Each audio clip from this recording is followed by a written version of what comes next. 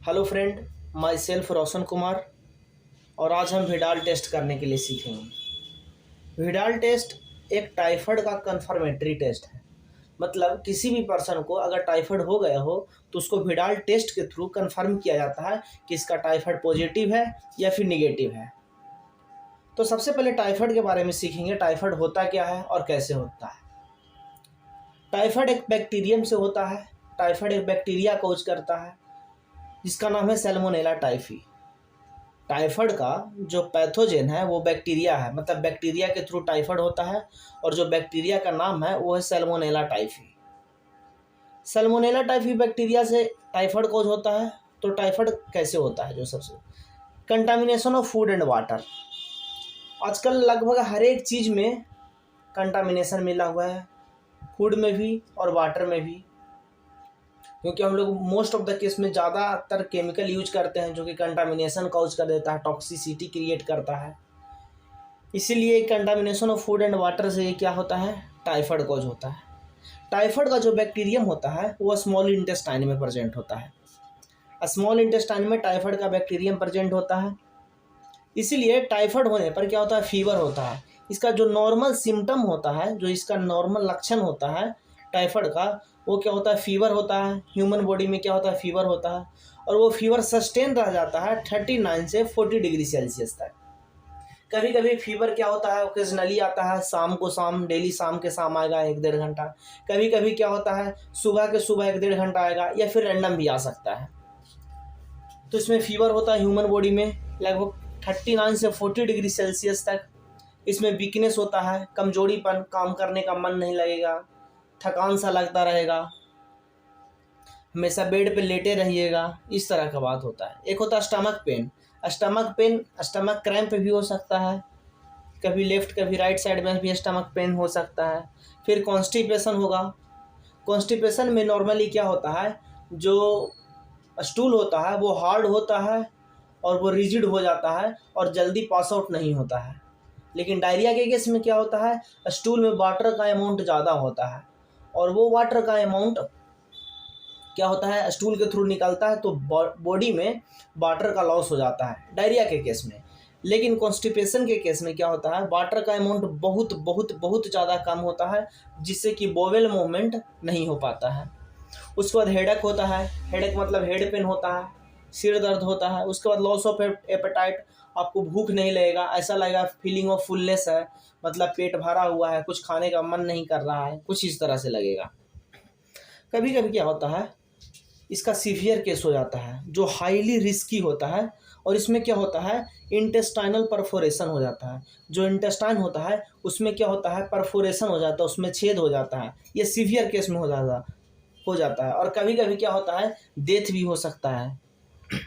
इसका एक कहानी भी है, टाइफाइड का, विडाल का एक कहानी भी है। दरअसल अदर कंट्री में, शायद साउथ अफ्रीका या फिर कहीं और, एक प्रोफेशनल कुक हुआ करती थी जिसका नाम था मैरी मेलोना। उसको बाद में उसका निक नेम रखा गया टाइफाइड मैरी। उसका ओरिजिनल नाम था मैरी मेलोना और उसका बाद में निक नेम रखा गया टाइफाइड मैरी। वो किसी के यहाँ कुक रहती थी और लगभग वो ऐसा मान लीजिए कि 250-300 के खाना खिलाती थी। और वो लगभग कई वर्षों से वो टाइफाइड पॉजिटिव थी और वैसी कुक के काम करती थी और खाना परोसती थी। इससे ये पता लगता है कि ना जाने वो कितनों को टाइफाइड और स्प्रेड की हो। क्या होता है? विडाल टेस्ट डेवलप हुआ 1896 में और उसको इन्वेंट किए थे जॉर्ज फर्नांड। इसका जो मेथड है करने का, जो इनडायरेक्ट एग्लूटेशन टेस्ट है, ये हमारा केमिकल है। और इससे ये जो मेथड है विडाल करने का, जिससे टाइफाइड कन्फर्म होता है, ये मेथड को कहते हैं इनडायरेक्ट एग्लूटेशन मेथड। और इसका पर्पस क्या है? Serological test. Enteric fever. Enteric fever मतलब फीवर के केस में क्या किया जाता है? टाइफाइड को किया जाता है, विडाल को किया जाता है। और सीरोलॉजिकल बेस्ड होता है। सीरोलॉजिकल मतलब होता है सीरम बेस्ड। सीरो मतलब सीरम और लॉज मतलब सीरम बेस्ड टेस्ट होता है। इसका पर्पस यही होता है। और ये बेस्ड होता है सीरो पॉजिटिविटी पे, कि अगर सीरम में इसका पॉजिटिविटी, इसका एंटीबॉडी पाया गया तो वो क्या होगा? टाइफाइड पॉजिटिव होगा। Immune agglutination reaction to specify infectious agent. ये जो इसका इन्फेक्शियस एजेंट है, जैसे कि मैंने बताया इसका इन्फेक्शियस एजेंट सैल्मोनेला टाइफी है, उसको वेरीफाई करने के लिए, उसको पहचानने के लिए इसका क्या किया जाता है, इनडायरेक्ट एग्लूटेशन टेस्ट मेथड किया जाता है। तो सबसे पहले देखेंगे ये हमारे पास केमिकल्स है। केमिकल में क्या है, यहाँ पे लिखा हुआ है स्ट्रेंड सैल्मोनेला। अभी मैंने बताया था कि इसका जो कॉजिंग एजेंट होता है वो सैल्मोनेला टाइफी होता है, और ये एंटीजेन टेस्ट है फॉर विडाल टेस्ट। इसमें क्या होता है, अगर इसको खोलेंगे तो इसमें 4-5 तरह के केमिकल्स होते हैं जो कि अलग अलग एंटीजन को रीड करने के लिए होते हैं। तो हम सिर्फ इसका यूज सिर्फ रेड वाले का और ब्लू वाले का करेंगे। ये सब का भी यूज करते हैं, लेकिन हम शॉर्टकट में करने के लिए सिर्फ ये दोनों का यूज करके हम कंफर्म कर देंगे कि जो मैंने सीरम लिया है, जो पर्सन का सीरम लिया है, वो टाइफाइड या फिर विडाल पॉजिटिव है या नहीं है। तो आइए सबसे पहले इसके लिए क्या करेंगे, ये एक स्लाइड लेंगे, ये स्लाइड लेंगे जिसमें राउंड राउंड पहले से मार्किंग किया हुआ है, और इसके बाद क्या लेंगे, बहुत अच्छे से क्लियर सीरम लेंगे। एक क्या लेंगे, बहुत अच्छे से एक क्लियर सीरम लेंगे। ये सीरम आप देख रहे होंगे कितना क्लियर है। इसको हटाने के बाद देख रहे हैं ये सीरम बहुत ज़्यादा ही क्लियर है, शायद ये मॉर्निंग का ही सीरम है। तो आइए देखते हैं सबसे पहले क्या करेंगे, सबसे पहले सीरम को डालेंगे। ये बहुत फ्रेश सीरम है, और ये सीरम को यहाँ पे डालेंगे। 2 ड्रॉप सीरम लेंगे इस स्लाइड पे जो पहले से मार्किंग किया हुआ है, इस पे 2 ड्रॉप सीरम लेंगे। सीरम लेने के बाद एक एक बूंद 2 अलग अलग में सीरम लेंगे। सीरम लेने के बाद क्या करेंगे, ये हमारे पास 2 केमिकल है, इसका यूज करेंगे। एक है रेड कलर का, एक ब्लू कलर का। जो रेड कलर का है वो एच टाइफी, जो सैल्मोनेला टाइफी है उसका एच एंटीजन को डिनोट करता है, और ये है जो सैल्मोनेला टाइफी के ओ एंटीजन को डिनोट करता है। चूँकि ये एंटीजन बेस्ड टेस्ट है, ये क्या है, एंटीजन बेस्ड टेस्ट है। तो ये जो रेड वाला है जो सैल्मोनेला टाइफी के एच एंटीजन को डिनोट करता है, जो सैल्मोनेला टाइफी के एच एंटीजन को डिनोट करता है, और जो ये वाला है ब्लू कलर का है वो सैल्मोनेला टाइफी के ओ एंटीजन को डिनोट करता है। तो सबसे पहले क्या करेंगे, एक एक ड्रॉप दोनों में डालेंगे। इसके बाद फिर क्या करेंगे, इसको मिक्सअप करेंगे। ये हमारा एक ड्रॉप रेड वाला हो गया, एक ड्रॉप इसमें। उसके बाद फिर ब्लू वाला एक ड्रॉप इसमें डालना है। इसके बाद फिर मिक्सअप करेंगे। मिक्सअप करने के बाद हम टाइम देखेंगे, और पूरे 1 मिनट पर हम इसका एग्लूटेशन को चेक करेंगे। ये डाल दिए, उसके बाद ये मिक्स करने वाला आता है, इससे मिक्स करेंगे, इससे इसको मिक्स करेंगे। आप देख रहे होंगे हम इसको मिक्स कर रहे हैं।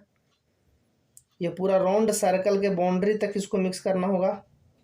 ये पूरा राउंड सर्कल के बाउंड्री तक इसको मिक्स किए, और सेम से नहीं, इसको पलट के इधर से या फिर नया वाला ये लेके इसको इधर से मिक्स करेंगे। मिक्स करने के बाद से 1 मिनट टाइम को काउंट करेंगे, और काउंट करने के बाद देखेंगे कि 1 मिनट के अंदर डीग्लूटेशन हो गया कि नहीं, मतलब ये वाला फट गया कि नहीं। अगर 1 मिनट के अंदर फट रहा है तो क्या हो, विडाल पॉजिटिव है, और वो हाई इंटेंसिटी वाला पॉजिटिव है। अब इसको क्या करेंगे, मिक्सअप करेंगे। इसको देखते हुए में 1 मिनट तक इसको इस तरह से मिक्सअप करेंगे, और मिक्सअप करते जाएंगे करते जाएंगे।